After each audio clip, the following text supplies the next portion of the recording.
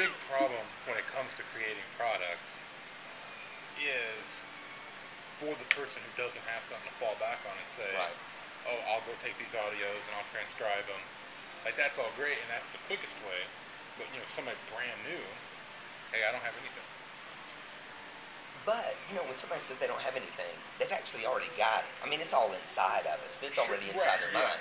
And that's the big challenge, is they don't know how to contact that, how to reach and grab it. Because here's the biggest problem online. This is going to sound crazy. People aren't making money, or they're not doing good in business. It has nothing to do with not knowing enough, or not being able to create something or put something together. It's just not a lack of confidence. I don't think what I have to share is that important, or I don't think it's that good. Well, I don't care what you think. All that matters is what the market thinks. The market loves it. That's what's important. But you think you're not any good? That's stupid. That really. If you think you're important in this scenario, you're wrong. The client's important. The market's important. And now give them the information that you possess inside you, or go study and read it, and then give them the good stuff that they want. And then you can worry about, let them judge if you're important or not. Quit saying I'm nothing before you let somebody else tell you you're nothing. Wait on that instead of you taking that. Definitely, and I think people think that just taking action means it's going to work. Yeah. But if it's not the right action, and it's not what the people want, I don't care how quick you take the action. If it sucks, it sucks. Yeah. Stop doing that. If it's the wrong thing, then people say all the time, take massive action. But if it's massively bad, it's just not going. Now you're way far behind. Now you got to start all over. Now you're even worse off. And you should really just quit. All right. So when you take action, how do you can determine what's the best action to take? That's what somebody else would say. How do I know? Okay, you're telling me not to take the wrong action. How do I know what the best action is? You're asking me? Yeah. Well, there's two things. One, look at what people who are doing what you want to do are doing. All right. Because awesome. Success does leave clues. It's cliche and corny, but it's true. But I tell you, man, the key to my success has always been doing what made sense to me and making my business work for me. Okay. So one person may say, oh, you have to do A, B, and C. But if I don't like B, then I'm never going to do it, and then I'm never going to have success.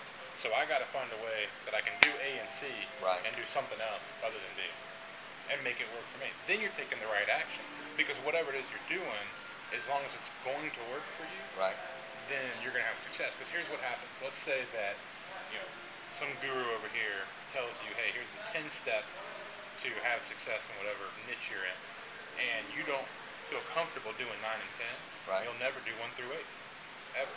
So you got to find a way to make that stuff work for you, so that you will do it. That's a cool thing, because people will email in and say, Paul, ain't all this stuff a scam? I tried X, Y, and Z, but it's exactly what you're talking about. That the product always works for the guy who created it. Yeah.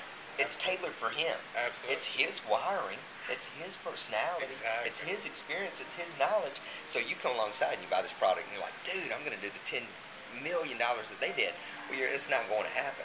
Right. But it may be that out of that 10 things that dude's teaching you to do, 6 of those you highly connect with.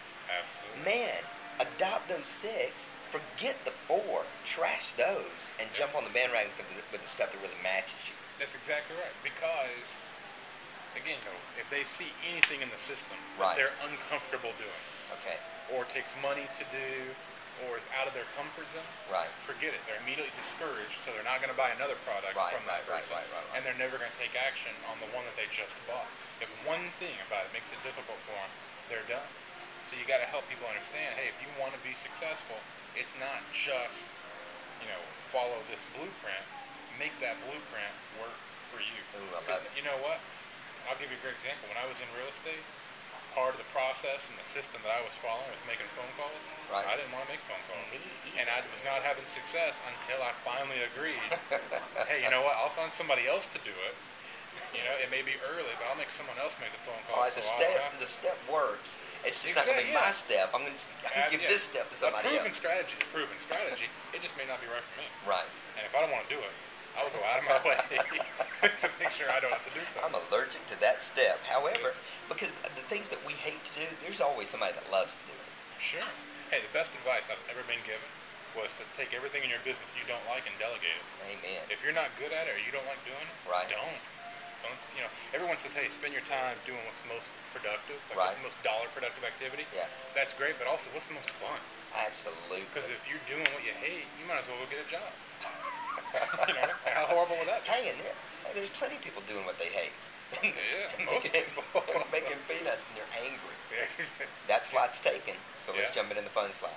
that's exactly right. I love that. That's a great way, is that we're not just doing stuff that we're productive and we're good at, but we're doing stuff that we enjoy that is actually fun, That's the only way you're going to keep doing it, right? and your customers are going to see that you're having fun doing it. Right. I mean, that's the number one thing we get back from our people. Yeah. Is they say, man, we can tell John loves doing this stuff. He's a marketing nerd. Which they call me a nerd. Is that a good thing? I don't know. You don't. Yeah, it hurts myself. More like Bruno. I don't know. That's not even nerdish. Yeah, you're right. Exactly. So it's weird.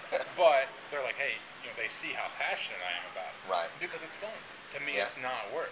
Now, there are parts of my business that would be work, sure. I don't like accounting and tracking and all that stuff. So, man, I delegate the heck out of it. Because if I did that, then what's going to happen in 6 months? I'm going to hate what I do. No doubt. All right, brother. Awesome.